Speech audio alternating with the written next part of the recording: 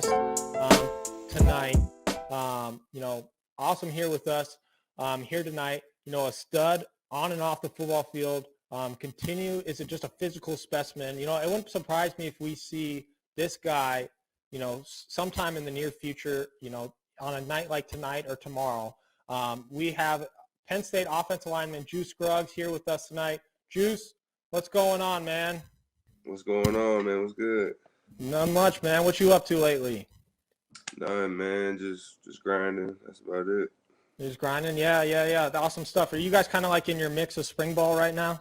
We actually just finished spring ball, and so we just finishing off this week with just some testing, like 40s and bench and squat and all that, and then we're segueing into summer, like summer one and stuff. Yeah, is there something in the water at Penn State? You guys, I feel like you guys always put out crazy specimen of dudes. You guys are always running 4.4s and throwing up weight there's nobody's business. Is there some you guys put some in the water there at Penn State? I don't know. Yeah, we definitely have we had some freak athletes come through. And it's just for real. It's just freak athletes mixed with the great coaching staff that we have. So it's cool to see for real. Juice, it's great to meet you, brother. We have not met yet. Odie and I were teammates at the University of Albany. Glad to meet you, brother. Word, nice to meet you, man. Yeah, Juice. So Juice, kind of go through and tell a little bit about the viewers of kind of your path to. I know it was kind of a crazy one, but your kind of path to Penn State and just talk a little bit about that. Well, me and T.O., we go way back, man. We was teammates at high school, and we won some state chips there. And I picked Penn State right before my senior year because I didn't want all the distractions and all that. So just going into Penn State, my freshman year, I already knew what it was. I was going in undersized. It's going to be a redshirt year.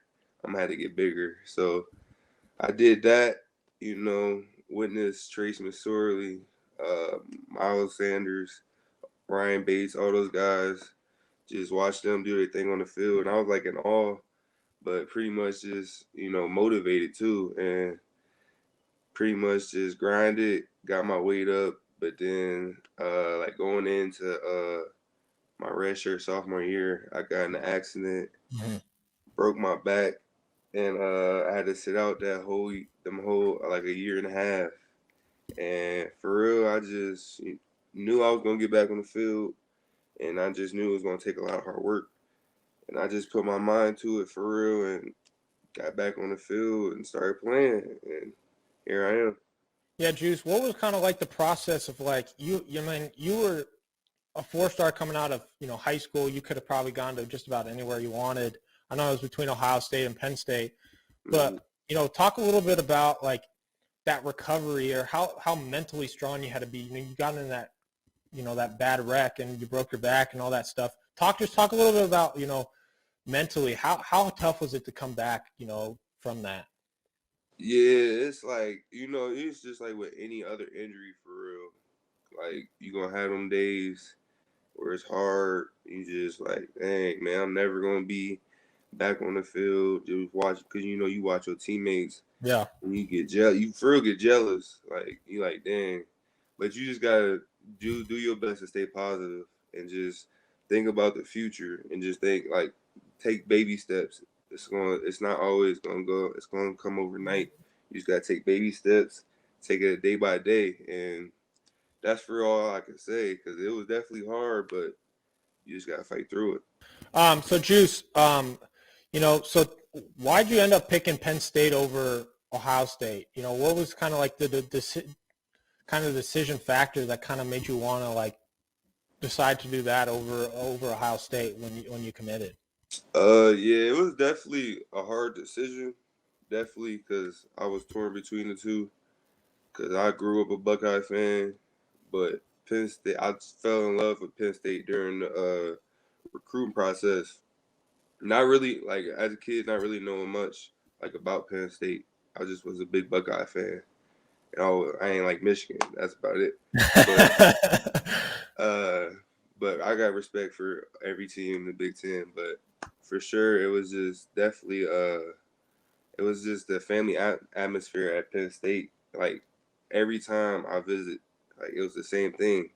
It was like they remembered me, they remembered my family, like they knew exactly like what it was, and they just like they did a great job of just showing love and just genuine love, and it's something you don't get a lot during the recruiting process, but they showed it to me, and we was locked in.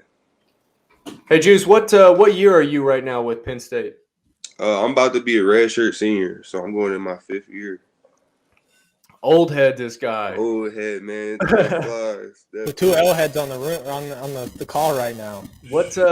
So I got to ask. You know, I know I have my own opinion. What has changed in your mindset from stepping on campus? Did you graduate high school in like May and show up in summer for your start, or did you early graduate? Did you do it? Nah, yeah.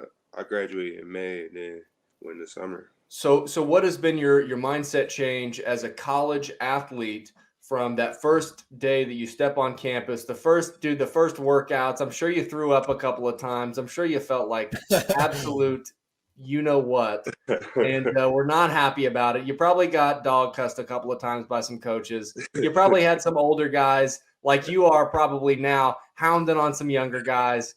What has been your I guess transition from that first day you stepped on campus to now you're an old guy on campus and you're kind of setting the tone? What has that been like for you?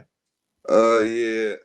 Like the transition for real from high school to college, like with the workouts and stuff, it really wasn't that big of a leap for me because T.O. know like the trainer in Erie, like Steve Spearman, we would go to him all the time, and he would have some crazy hard workouts, and like that for real got me prepared because I was like doing that like like your senior year of high school, you just gotta show up for school sometimes, and you can just do whatever. But I was mainly just working out, just getting ready because already knew what time it was when I got to school. They was gonna be on it, so pretty much just that just prepared me. And when I got there, man, time flies, man. It definitely does. Cause I remember like yesterday when I first got here, like pretty much everybody I came in with, like in my class, it's only like 4 of us left. Yeah. So it's just crazy to see everybody gone. Just guys going to the league. It's a blessing for sure. It seems like with the transfer portal really kind of coming into, what has it been, the last couple of years, I guess, that the transfer portal has really started to be used. It seems like it's more and more rare to find guys that have been at a school for 4 or 5 years. I mean, are you seeing that? I mean, that's kind of what I've seen over the past, over my career, I guess, because the first probably 2 or 3 years, whenever I was in college, the transfer portal was not around, but it seems like looking from the outside in that a lot of guys there's a lot more movement around throughout the leagues, throughout different divisions. What are your thoughts on that? Yeah, it's definitely been a lot. I can't really say anything bad about the portal for real because like we had a lot of benefits. Like Penn State, we had a lot of benefits from the portal, so I can't really say anything bad about it. But I feel like it's good and bad, but like everybody has their own preference. But I feel like definitely for us though, it's been very helpful because like we had like some last year we had some key guys that made huge plays for us that came from the transfer portal. So it could definitely benefit a program, but it could also like, what I'm saying, tear a program down. Yo, Juice, so you guys had some freaking dogs come through like Penn State, like and in the league too as well, like some dogs. Like what have you kind of like learned from them? Like, you kind of like came in and you saw, kind of like what Penn State football is about, and you guys kind of continue to like expand upon that and continue the tradition. what have you kind of learned from, those guys as you came in, like you talked about, like with Trace and those guys? Yeah, most definitely. Definitely like just off the rip, it's just like the competitive nature. Like, high school, like not everybody's like on the same mindset. Like, everybody like our high school team had a lot of dudes that, was going to the next level. So like a lot of us did have the same mindset, but not every high school is like that. So when you get here, it's just like, dang, like everybody chasing the same dream, like trying to make it to the next level. And when I got here from day one, it was just like Trace was a great example because he was a great leader, and he just off the rip, just like I'm just like, dang, this how college is, like just like his own like player led workouts and stuff. I'm just like, dang, and yeah, just like taking it from them guys, just learning, and yeah, it's been great, like every day in practice going against guys like Jason Oway, for the Mhm. Ravens, Micah, rookie of the Yeah. year. Like it just got me better, and I'm thankful I chose Penn State. Yeah, cool stuff, Juice. Yeah. So you kind of like, this year, a little bit last year, but mostly this year, you kind of like came in and started just about, played every freaking down, played every snap. What was it like going against, some of the top Big Ten, interior guys? You're playing right guard. Are you going to be playing center next year? Or are you still sticking to the right guard? Nah, yeah, I'm playing center this year. Okay, sweet, sweet. So what kind of responsibility you said talked a little bit at the end of spring ball. What kind of more responsibilities are you going to have? You're a fifth-year guy, kind of a leader and staple of the team now. Mm. What are some responsibilities and some kind of leadership stuff, especially now being the center, leader of that offensive line, that you've kind of taken upon over, the last couple of years? Yeah, definitely.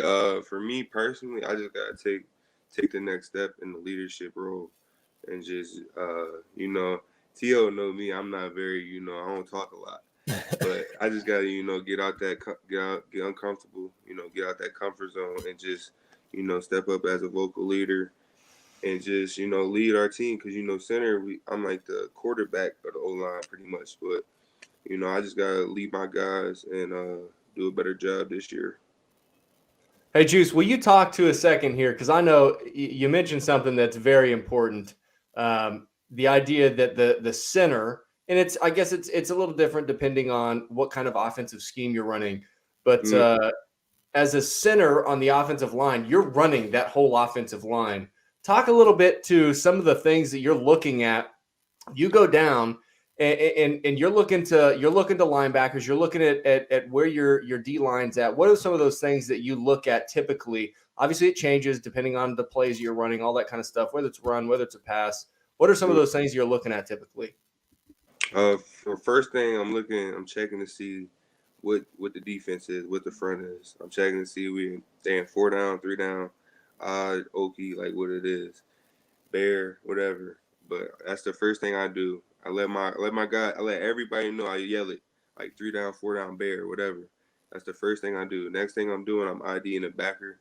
So whatever play it is, I'm not gonna give away our plays, but whatever play it is, I'm ID in the backer, and pretty much that's for real it. Like, and then I'm, what I'm saying, communicating the double teams, and that's pretty much it, man. I get all my guys on the same page, and then I get ready to hike the ball. I mean, it might be a little self-explanatory for a few of them, but you talk about 3 down, 4 down, Okie. Yeah, What are bear fronts? What are those for somebody that may not know what those are? yeah. So odd is just 3 down, and then Okie is 3 down, but you got 2 4 eyes, and then bear is just 5 down. You got five D linemen, and then 4 down is just under over.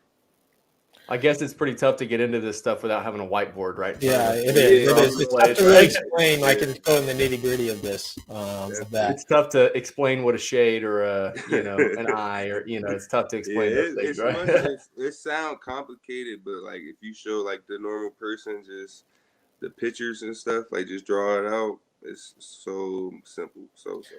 Yeah, Juice, you've kind of had like a bunch of different like offensive coordinators your time here, what has kind of been like, your mindset or what have you kind of seen like over time? You had Moorhead at the start, and then Ricky Ray, who's now, off at Old Dominion. What have kind of like you've seen like the different kind of offensive styles and other things like that you've kind of like picked on through all those different offensive coordinators? You've been around like some awesome offensive college football minded coaches. Definitely.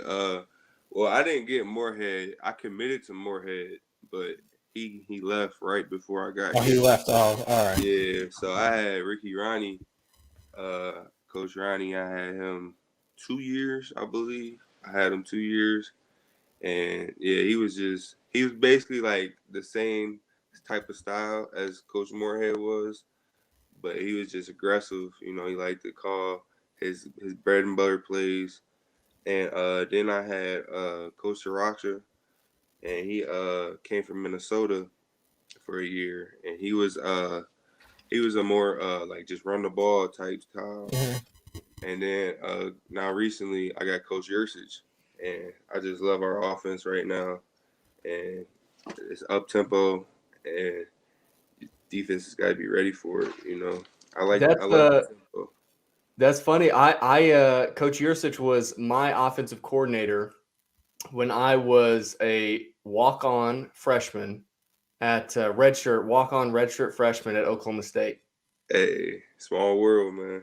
It is. When you get in this football world, it's crazy how, like, you talk to like different people, or even like you talk to like other transfers. You're like, oh yeah, I know who that is, or like, oh man, that's my boy, or hey, I remember that coach, and just like stuff like that. It's crazy how we're just like, especially with this transfer portal stuff. Of like, I feel like it makes it even the like college football world even smaller. Yeah, most definitely. Juice, what I was big whenever. I think I got later on in my college football career, I started being a little bit more conscious about what time I was going to sleep, what time I was waking up, the kinds of food that I was eating, what my routines were, when I did my homework, how I operated when I was at classes. What are some of those things, if you're thinking about them, what are some of those things for you?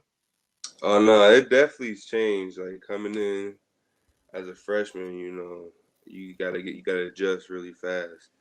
And I ain't do like, none of the things that I'm doing now. Like just for instance, for example, like if we have a workout or whatever, I gotta show up at least an hour early and get warmed up, get ready. And like freshman year, all I had to do was just show up 10 minutes get dressed, get ready to go. And it's definitely shows you how much you grow from where you were and just getting older, I guess. I don't know. Yeah, Juice, talk a little bit about like some of this NIL stuff.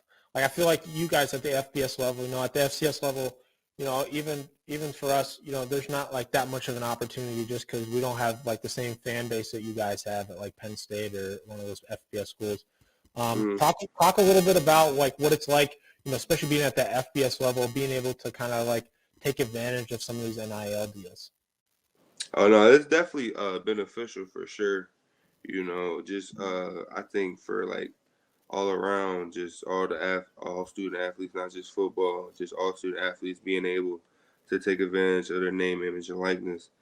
And it's just definitely something that's you just got to be smart about it too, though. Like you just can't go out there accepting everything that's coming your way, and like just be smart and just think about like if it's a good thing for you, because that's really all it is. It's about you and your brand. So yeah, I think it's a good thing. It's giving student athletes a chance to get into the business world early. Yeah, Juice, before we let you go, where do you think your boy Jesse Luketa is going to go? Is he going to where do we think he's going? You got a prediction on where you think he's going? You mean team wise or like round wise? Round wise, any team round, any of that stuff, man. Where do you think I'm definitely saying he's going either second to third round. Yeah, I'm hoping that'd be awesome. Yeah, I'm saying that just off of like what he showed this year, how versatile he is playing linebacker and then putting his hand in the dirt and playing DN. And, you know, he definitely showed he can be versatile, do whatever the team needs. So I definitely think he should go second or third round for sure. Yeah, that's crazy that he was like a freshman year linebacker, and then, you know, senior year he's freaking rushing the passer and playing coverage. Man, dude's a freaking stud. That's awesome. Awesome Crazy. stuff with Jesse about that stuff. Well, Juice, thanks for joining us, man. We appreciate. Enjoy your rest of the night, and good luck with workouts, early morning workouts tomorrow, man. Yes, sir. I appreciate you. Great to meet you, Juice. All right. Good talking, Juice.